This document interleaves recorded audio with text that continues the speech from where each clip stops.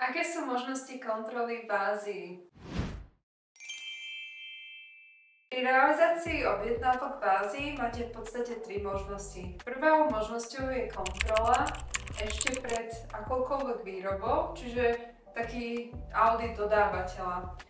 Túto kontrolu odporúčame, ak sa jedná o záujem o masovú výrobu nejakých veľkých počtov kusov. Napríklad ak vyrábate pod vlastnou značkou a chcete si byť istí, že tá továreň, ten výrobca, ktorého ste si našli, reálne dokáže splniť tie výrobné kapacity, ktoré garantuje a chceli by ste nahliadnúť do jeho výroby bez toho, aby ste minali extrémne finančné prostriedky na cestu do Ázie. Prostredníctvom kontroly viete získať pohľad na to, v akom stave sú technológie a stroje na mieste, aké sú tam pracovné podmienky, koľko približne ľudí sa na pracovisku zdržuje a aké sú tam napríklad bezpečnostné normy a reklamačné procesy. Čiže získate aký taký prehľad o tom, ako to vo výrobe u dodávateľa vyzerá a viete ho mať v priebehu pár dní bez toho, aby ste tam cestovali a minali tisícky eur. Túto kontrolu využívajú okrem firiem, ktoré realizujú masovú výrobu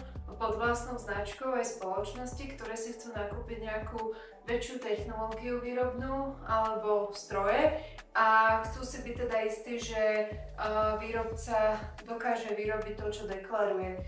Návštevou továrny, či už osobnou alebo tým, že tam vyšlete kontrolóra, viete zistiť aj v akom štádiu prebieha alebo sa nachádza iná výroba dodávateľa.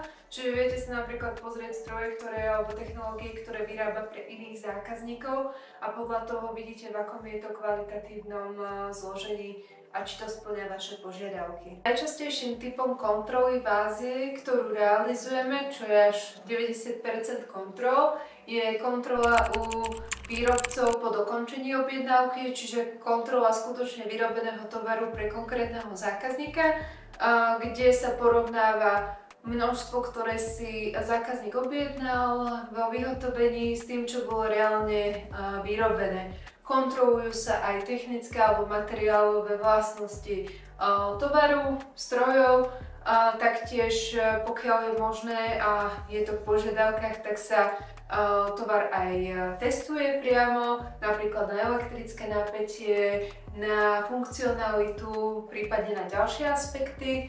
A okrem toho na mieste kontrolujeme aj vlastne súlad s technickými požiadavkami ďalšími, čiže napríklad ak bolo dohodnuté, že v každej krabici majú byť manuály už v slovenskom jazyku vytlačené a štítky na každej krabici, kontroluje sa aj to, či je to tak, ako to malo byť, či sú čiarové kódy napríklad čitateľné a ďalšie aspekty podľa zadaní. Treťou a poslednou kontrolou, ktorá sa vie v Ázii realizovať, je kontrola nakládky. To už je vlastne kontrola ako keby vyskladenia tovaru a zapečatenia kontajnera. To znamená, že keď je tovar doplatený, respektíve dá zákazník pokyn, že môže byť vyskladený, lebo všetko zodpovedá objednávke, tak dochádza vlastne k expedícii. Túto kontrolu realizujeme najčastejšie pri tovare, ako sú rozličné hliníkové alebo oceľové produkty, polotovary, prípadne produkty z drahých kovov alebo stroje a technológie vo vysokých hodnotách, aby sme zamedzili tomu, že nejaká časť objednávky napríklad zostane v Číne, bude zamenená, alebo že dôjde k nejakému poškodeniu počas nakládky. V takomto prípade máme presný prehľad o tom, čo bolo naložené, o zapečatení kontajnera a tým pádom vlastne my aj zákazník vieme, že je všetko v poriadku a že k žiadnej chybe, respektíve k zámene nedošlo u dodávateľa a teda v prípade, ak by sa objavili nejaké problémy s tovarom, tak vieme, že sa to mohlo stať napríklad počas prepravy a je to jednoduchšie riešiť to potom s poisťovňou, keď máte dôkazy o tom, že tovar bol zapečatený a že bolo vtedy ešte všetko v poriadku. Čiže toto sú najčastejšie typy kontroly. Ako som spomínala, väčšina kontrol je na už hotový tovar. Ešte sa stretávame s tým, že sa nás pýtajú klienti, že prečo neurobíme kontrolu hotového tovaru spoločne s nákladkou, že prečo tieto dve kontroly nespojiť.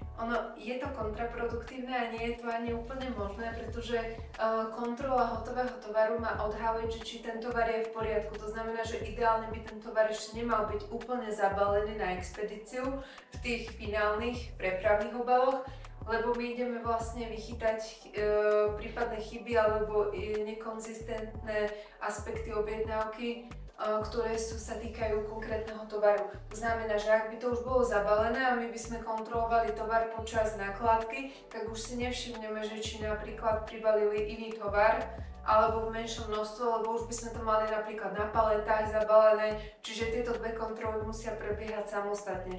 Ak je rozpočet iba na jednu, tak určite odporúčame kontrolu hotového tovaru. Ono už pri nákladke je menšia pravdepodobnosť zámeny, ale závisí to aj od komodity.